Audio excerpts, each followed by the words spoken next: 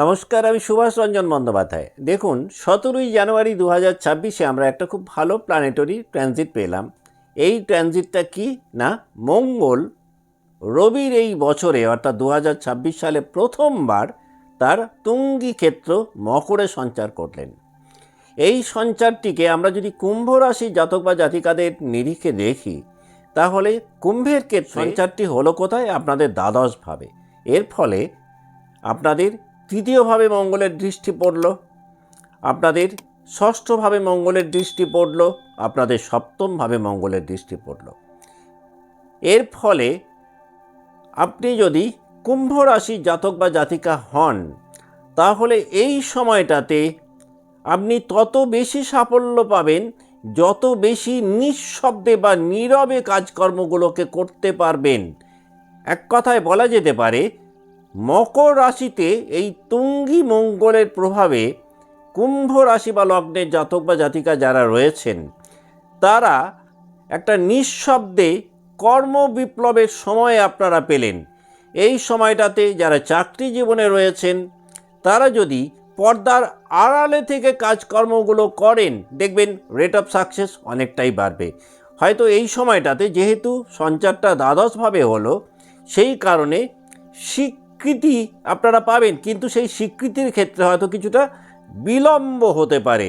এই সময়টাতে যদি ডিস্টেন্ট ল্যান্ডে বা দূরবর্তী স্থানে কোনো প্রজেক্টের কাজকর্ম আপনারা হাতে নেন, তাহলে সেই ক্ষেত্রেও কিন্তু বেশ ভালো ফল পেতে পারেন কুম্ভের জাতক বা জাতিকারা। কিন্তু কিছুটা হলেও কিন্তু কুম্ভের যারা জাতক বা জাতিকা রয়েছেন, এই সময়টাতে পরিবার থেকে একটুখানি হলেও কিন্তু বিচ্ছিন্নতা তৈরি হতে পারে, কিছুটা মানসিক দূরত্বের মতন ঘটনা এই সময়টাতে হয়তো ঘটতে পারে। তবে এই সময়টাতে অতিরিক্ত পরিশ্রম কুম্ভের জাতক বা জাতিকাদের কিন্তু একটা ভালো সাফল্য দেবে, সেই নিয়ে কিন্তু কোনো দ্বিমত নেই। বিগত মাসগুলোতে যারা গুপ্ত শত্রুতার কারণে ভীষণ রকমভাবে ব্যতিব্যস্ত ছিলেন, তারা অনেকটাই স্বস্তি পাবেন। এই সময়টাতে অর্থ ব্যয় বাড়বে, কিন্তু যে ব্যয় বাড়বে সেটা দেখা যাবে বিনিয়োগের প্রতি কিন্তু এই সময়টাতে কুম্ভের জাতক বা জাতিকাদের একটা ঝোঁক বা প্রবণতা তৈরি হবে। আর এই বিনিয়োগের কারণে হয়তো কিছুটা অর্থ ব্যয় হতে পারে। অর্থাৎ এক কথায় বলা যেতে পারে, যে অর্থ খরচ হবে সেটা কিন্তু প্রোডাক্টিভ কারণে হবে। যদি আপনার জন্ম রাশি বা লগ্ন হয় কুম্ভ, তাহলে মকর রাশিতে মঙ্গল থাকাকালীন একা যে কাজকর্মগুলো করবেন, সেই ক্ষেত্রে কিন্তু দেখবেন রেট অফ সাকসেস অনেকটাই বাড়বে।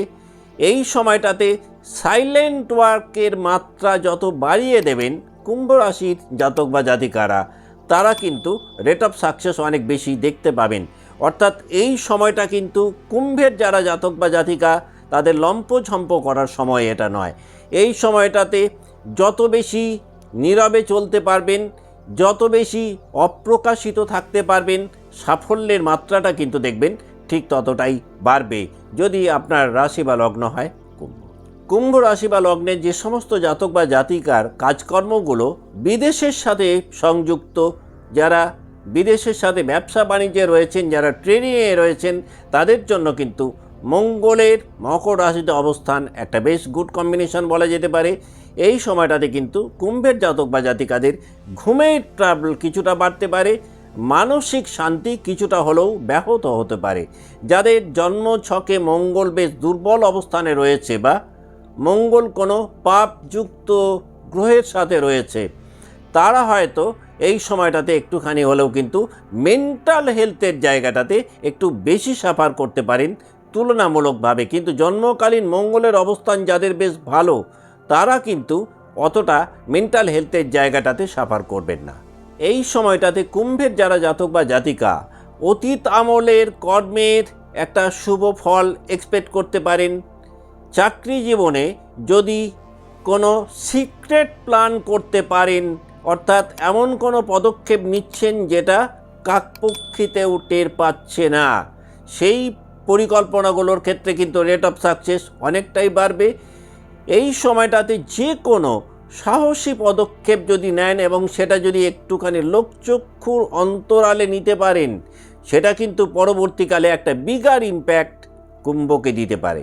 কুম্ভ রাশি বা লগ্নে যে সমস্ত জাতক বা জাতিকা হসপিটালিটি ম্যানেজমেন্টে রয়েছেন, যারা এনজিওতে রয়েছেন, যারা স্পিরিচুয়াল কাজকর্ম করেন, তারা কিন্তু এই সময়টাতে দেখবেন একাধিক নিউ অপরচুনিটিস পাবেন নিজেদের যোগ্যতা বা দক্ষতাগুলোকে সর্বসমক্ষে মেলে ধরার ক্ষেত্রে। তবে এই সময়টাতে কিন্তু এই সমস্ত কাজকর্মে যারা রয়েছেন, ইমোশনের জায়গাটাকে কিন্তু একটু বেশি কন্ট্রোল করা দরকার। অন্যথায় আবার এই সময়টাতে দেখা গেল আপনারা কিছুটা ব্যবহৃত হতে পারেন। কর্মক্ষেত্রে দেখা যাবে কর্মসূত্রে ব্যয় বাড়বে, যদিও তার একটা রিটার্ন পরবর্তীকালে কুম্ভের জাতক বা জাতিকারা এক্সপেক্ট করতে পারেন। তুলনামূলকভাবে বিগত 6 মাস যা কাটালেন তার তুলনায় এই সময়টাতে আত্মক্ষমতা বা আত্মশক্তি অনেকটাই বাড়বে। এর পাশাপাশি নিঃসঙ্গতার একটা অনুভূতি কিন্তু কুম্ভের মধ্যে আমরা দেখতে পাবো 17ই জানুয়ারি 2026-এর পর। কুম্ভ রাশি বা লগ্নের যে সমস্ত জাতক বা জাতিকা ভীষণ রকমভাবে প্রতিদ্বন্দ্বিতার মধ্যে ছিলেন, মঙ্গল মকর রাশিতে থাকাকালীন সেই প্রতিদ্বন্দ্বিতা কিন্তু তুলনামূলকভাবে অনেকটাই কমবে। এই সময়টাতে যদি সংঘর্ষকে প্রকাশ্যে না এনে আড়ালে থেকে একটুখানি সংঘর্ষের মধ্যে লিপ্ত হতে পারেন, তাহলে সেই সংঘর্ষে কিন্তু কুম্ভ কয়েক ধাপ এগিয়ে থাকতে পারেন। এই সময়টাতে যে কর্মগুলো করবেন সেই কর্মগুলোর একটা শুভ ফল হয়তো ইমিডিয়েট আপনারা পাবেন না, কিন্তু 1-2 বছরের মধ্যে দেখবেন এই সময়ে করা কর্মগুলোর সুফল আপনারা প্রাপ্ত হবেন মঙ্গল মকর রাশিতে অবস্থান করাকালীন। তাহলে আমরা যদি এক কথায় মকর রাশিতে মঙ্গলের এই সঞ্চারটাকে কুম্ভ রাশি বা লগ্নের সাপেক্ষে দেখি, তাহলে এই সময়টা একটা নিঃশব্দে কর্ম করার সময়। এই সময়টাতে যদি নীরবে কর্মযুদ্ধে ঝাঁপাতে পারেন, তাহলে কিন্তু দেখা যাবে আগামী 1.5 মাসের মধ্যে কুম্ভ রাশি বা কুম্ভ লগ্নের জাতক বা জাতিকারা সাফল্যের একটা জায়গায় নিজেদের দেখতে পাবেন। কুম্ভ রাশি বা লগ্নে যে সমস্ত জাতক বা জাতিকা বিগত মাসগুলোতে ভীষণ রকম হার্ডওয়ার্কের মধ্যে ছিলেন, কিন্তু ডিজায়ার্ড জোনটা তৈরি করতে পারছিলেন না, 3য় এবং 10মপতি মঙ্গল মকরে তুঙ্গি থাকাকালীন সেই জায়গাটা কিছুটা হলেও কিন্তু দেখতে সক্ষম হবেন। যাদের জন্মকালীন মঙ্গলের অবস্থান বেশ ভালো, তারা হয়তো এই শুভ ফলের মাত্রা বেশি পাবেন। যদি মঙ্গলের অবস্থান শুভ না হয়, হয়তো শুভ প্রভাব কম পাবেন, কিন্তু অশুভ প্রভাব কিন্তু ততখানি পাওয়ার কথা নয়, অন্তত জ্যোতিষিক দৃষ্টিকোণ থেকে। আজকের মতো অনুষ্ঠান এখানেই শেষ করছি। ভালো থাকবেন। নমস্কার।